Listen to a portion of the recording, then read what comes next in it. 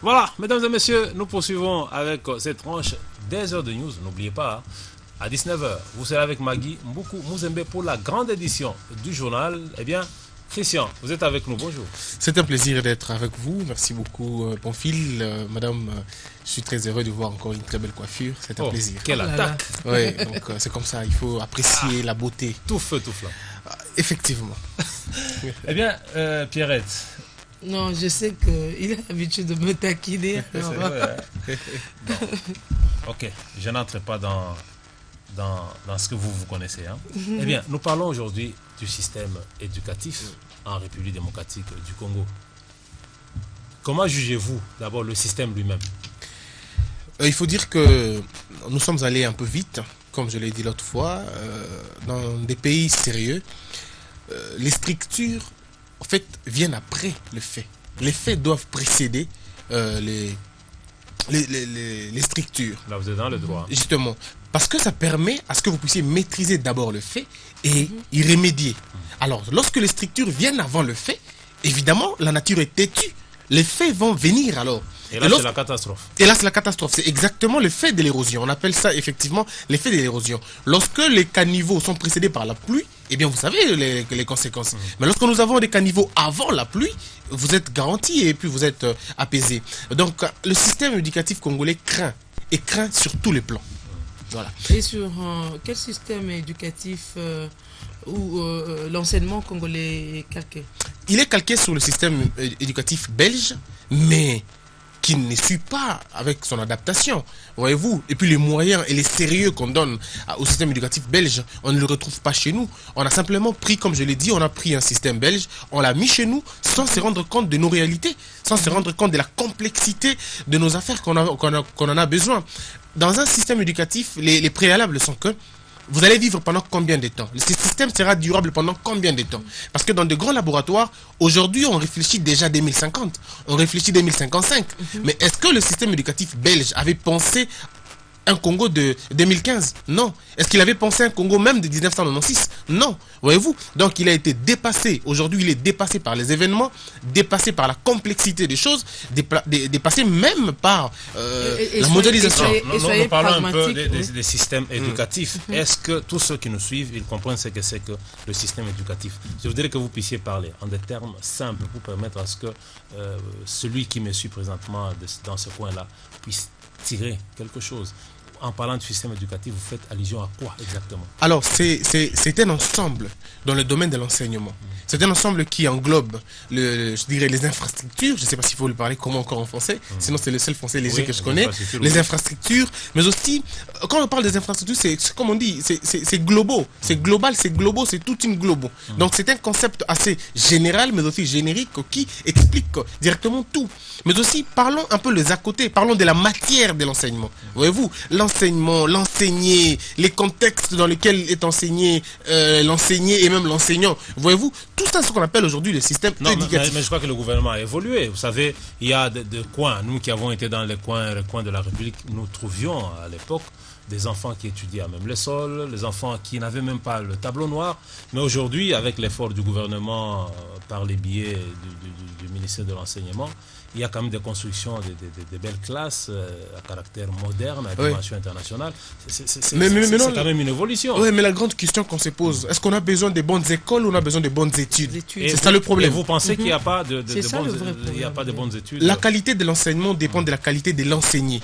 Oui, pardon, et de l'enseignant. Voyez-vous, aujourd'hui, nous allons peut-être évoquer des problèmes qui rongent notre système éducatif. Voilà. Nous allons parler de la caporalisation de l'enseignement. Aujourd'hui, vous savez bien que l'enseignement ne nourrit plus son homme. On n'a plus le goût d'enseigner. Pourtant, les enseignants sont des bâtisseurs des républiques. Les enseignants sont des pères fondateurs de la République. Ce sont eux qui donnent l'aspect, qui donnent un peu comme on dirait des formateurs. Mais déjà, lorsque les formateurs ne sont pas honorés, aujourd'hui, vous n'êtes pas fiers de dire que je suis enseignant.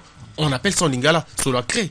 Voyez-vous, ça crée même cette profession qui est censée baptiser une nation, créer même une nation. Voyez-vous, c'est l'âme de la société. Et aujourd'hui, vous êtes sans l'ignorer que le système éducatif congolais trahit même l'âme de notre société. Et vous pensez qu'il n'y a aucun effort du gouvernement pour améliorer la qualité de l'enseignement? Les efforts, ils sont là, oui. Mais je crains de dire que les efforts sont inadaptés aux réalités. Ce ne sont pas des vrais remèdes. Eh bien, à ce stade, faut-il reformer notre enseignement ou encore le refonder? Madame, nous avons eu le temps de réformer notre système éducatif plusieurs fois, mais on n'a jamais trouvé de solution. À ce stade, il faut refonder l'État. Il faut refonder le système éducatif. Je vais vous donner un exemple sur la production même du produit de l'enseignement. Prenez un ingénieur au Moyen-Orient. Vous avez voyagé. Regardez un peu l'ingénieur indien. Regardez l'ingénieur oriental, si vous voulez. Prenons la Chine. Vous le prenez. Ils sont programmés pour fabriquer. Mais si vous revenez ici au Congo, généralement en Afrique, vous allez vous rendre compte que les ingénieurs du Congo et les ingénieurs de l'Afrique sont programmés pour réparer. Vous allez vous rendre compte qu'on ne crée pas, on ne fabrique pas. Mais la grande question qu'on se pose, est-ce que le système éducatif congolais est ancré dans la dynamique de la création? Comment voulez-vous qu'au niveau de la Polytechnique, de l'UNIKIN et de toutes les universités du Congo, on n'est pas en mesure de fabriquer les ordinateurs, de fabriquer les vrais logiciels? Nous sommes des consommateurs et nous sommes là pour réparer et pour les adapter. C'est une honte pour notre système éducatif qui n'arrive pas à créer. On a autant de médecins, mais les femmes aujourd'hui continuent à mourir lors de l'accouchement. Et on est là. Faut-il commencer, Non, Christian? vous n'allez pas me dire qu'en dehors de nos frontières, les femmes ne meurent pas à l'accouchement. Non, ce sont des Écoutez, cas très rares. Moi, ce que hein. je ne veux pas, c'est que vous ne soyez pas toujours négativiste. On est- Vous êtes là dans votre pays en train de combattre votre pays dans des argumentaires qui ne tiennent pas. Et vous pensez que le Prouvez-moi le gouvernement contraire. congolais n'arrive pas à booster. Prouvez-moi le Ah, contraire. Non, en non, fait, le problème c'est que, Oui. mais monsieur Pamphile, vous êtes sans l'ignorer que lorsque Vous êtes nous trop envoyons- fanatique de l'étranger que Non, de non, vous-même. non, non. Vous, Christian, qu'est-ce que vous faites? Vous apportez comme contribution? Ce que je suis en train de Si- faire déjà, c'est un grand travail. C'est un grand Ouais. travail. Oui, La le fait déjà de sensibilisation. sensibiliser. Vous Le fait déjà de sensibiliser les Oui. gens pour leur dire, écoutez, nous allons vers le bas. Oui. Écoutez, nous allons vers un trou. Parce que nous sommes dans un monde compétitif. Oui. La France nous lie. La Côte d'Ivoire nous lie aussi. Les États-Unis nous lisent aussi. Moi, je suis sûr et certain qu'il n'y a aucun être humain qui est génétiquement programmé meilleur que l'autre. C'est plutôt ce que nous voulons de notre Donc société. nous, les Congolais, sont aussi meilleurs de leur manière. Oui, mais maintenant vous êtes meilleur dans quel Aujourd'hui, vous cadre? vantez les robots qui sont placés ça et là. Ça ne vient pas de la Chine. Je ne vante pas ça les- vient de l'ISTA. Écoutez, C'est les quand même robots, des efforts. écoutez, s'il faut dire Le gouvernement sérieusement, s'est décidé d'acheter ces robots. S'il vous plaît. C'est pour encourager les Monsieur génies Pamphile, créateurs. les robots ne sont pas une invention. Les robots c'est une collaboration. Ah, tu ne me diras pas que c'est une réparation. Hein? Non, c'est une collaboration. Parce que le robot, écoutez, prenez les matériels qui composent le robot. Aucun matériel n'a été fabriqué ici chez nous. Aucun, même pas un seul. Tout ça a été importé et dans une Donc, forme de on n'a collaboration. pas de fonderie ici, c'est ce que tu veux dire. On n'en a pas. On n'a pas de Pourquoi Qu'est-ce pourquoi que on tu en a- racontes, pourquoi on Christian? n'en a pas? Écoutez, ce que nous voulons, l'âme de la société. Nous voulons créer une société. Et pour créer une société, il faut être d'abord visionnaire. Voyez-vous, dans l'état actuel, qu'est-ce qu'il faut pour repenser à tout ce qu'il y a, à tout ce que nous avons aujourd'hui?